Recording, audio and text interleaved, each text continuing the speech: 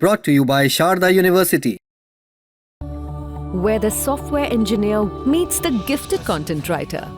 The world comes together at Sharda University.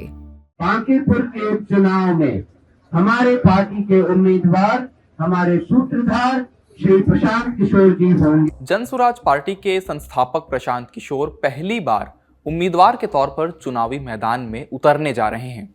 30 जुलाई को होने वाले बांकीपुर विधानसभा सीट के लिए उपचुनाव में प्रशांत किशोर बतौर उम्मीदवार खड़े होंगे। पार्टी ने इसकी घोषणा आज यानी 5 जुलाई को कर दी है। ये सीट नितिन नवीन के पास थी। राज्यसभा जाने के बाद 30 मार्च को उन्होंने इस सीट से बतौर विधायक इस्तीफा दे दिया था।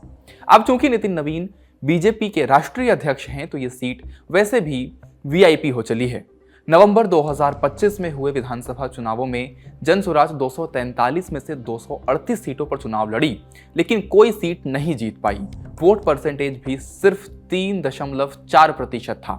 प्रशांत किशोर खुद चुनाव नहीं लड़े थे, लेकिन अब उपचुनाव में वो मैदान में हैं और शायद उन्होंने अपने पहले इम्तिहान के लिए सबसे मुश्किल सीट का चयन किया है। मुश्किल इसलिए क्योंकि पटना साहिब लोकसभा क्षेत्र में आने वाली बांकीपुर विधानसभा सीट बीजेपी का गढ़ है। 2006 में पहली बार नितिन नवीन यहां से जीतकर विधायक बने थे। तब यह सीट पटना वेस्ट के नाम से जानी जाती थी। 2008 में परिसीमन के बाद इसका नाम बांकीपुर सीट हो गया। फिर नितिन नवीन यहां से कभी नहीं हारे। वे लगातार 5 बार इस सीट से विधायक रहे। इसके पहले उनके पिता नवीन किशोर प्रसाद सिन्हा पटना वेस्ट सीट से 4 बार विधायकी का चुनाव जीते थे। यानी ये सीट न सिर्फ बीजेपी का गढ़ रही है, बल्कि दशकों से नितिन नवीन के परिवार के पास ही रही है। पिछले विधानसभा चुनाव में नितिन नवीन 51,000 से ज्यादा वोटों से यहां से जीते थे। उन्होंने 63% वोट हासिल किए थे। इस बार के उपचुनाव के लिए इस सीट पर बीजेपी का उम्मीदवार कौन होगा, ये अभी साफ नहीं है। साथ ही आरजेडी और कांग्रेस ने भी अभी अपने पत्ते नहीं खोले हैं। लालू के बेटे और पूर्व मंत्री तेज प्रताप यादव ने अपनी पार्टी जनशक्ति जनता दल की तरफ से इस सीट के लिए सामाजिक कार्यकर्ता वीणा मानवी को उतारा है। इस उपचुनाव में जीत हार के कई अर्थ निकाले जाएंगे। नीतीश कुमार के सीएम पद छोड़ने के बाद ये राज्य में पहला चुनाव होगा। सम्राट चौधरी जो अब सीएम हैं, प्रशांत किशोर उन पर पहले से ही हमलावर हैं। अगर प्रशांत ये उपचुनाव जीत गए या फिर बीजेपी के वोट काटकर दूसरे नंबर पर भी रहे, तो उनकी पार्टी जनसुराज को बिहार की राजनीति में एक बड़ा प्लेयर माना जाने लगेगा। दूसरी तरफ चूंकि नितिन नवीन बीजेपी के राष्ट्रीय अध्यक्ष बन चुके हैं, तो उनके अध्यक्ष बनने के तुरंत बाद उनकी घरेलू सीट हारना पार्टी के लिए बड़ी किरकिरी बन सकती है।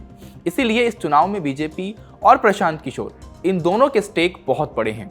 देखिए कि अपनी उम्मीदवारी की घोषणा के बाद प्रशांत किशोर ने क्या कहा। पिछले 4 वर्षों से जनसुराज ही मेरा जीवन है। आगे कम से कम 10 वर्षों तक, जब तक बिहार में बदलाव की संकल्पना को चरितार्थ न कर लिया जाए, तब तक दूसरा कोई जीवन में उद्देश्य नहीं है। बांकीपुर में चुनाव लड़ने की जो जिम्मेवारी हमको दी गई है, मैं उसी प्रयास के दिशा में इसको एक कदम मानता हूं। जो नवंबर 2025 में हजारों लाखों लोग जनसुराज के विचार से, इस प्रयास से जुड़े थे और कहीं न कहीं परिणाम आने के बाद उनके मन में थोड़ी उदासी या हताशा थी। उनमें से ज्यादातर लोगों का ऐसा मानना है कि बांकीपुर चुनाव में अगर जनसुराज को जीत मिलती है, तो न सिर्फ जनसुराज को एक बहुत बड़ा बल मिलेगा, बल्कि बिहार बदलाव की सोच को फिर से पुनर्जीवित करने में बहुत बड़ी मदद मिलेगी।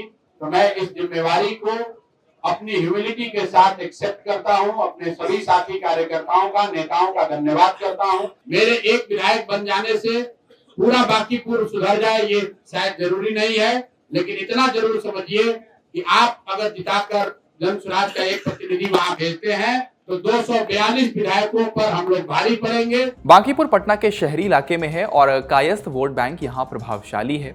व्यापारी समुदाय इस सीट पर अपनी पकड़ रखता है। इस सीट को बीजेपी की शहरी राजनीति का केंद्र मान सकते हैं। बिहार के बांकीपुर के अलावा 2 और राज्यों में उपचुनाव होंगे। इसमें मध्य प्रदेश की दतिया सीट और गुजरात की मंजलपुर सीट शामिल है। तीनों सीटों पर 30 जुलाई को वोटिंग होगी और 3 अगस्त को नतीजे आएंगे। आप बांकीपुर उपचुनाव पर क्या राय रखते हैं, हमें कमेंट बॉक्स में जरूर बताएं। इस वीडियो में इतना ही। देखते रहिए ललन टॉप। शुक्रिया।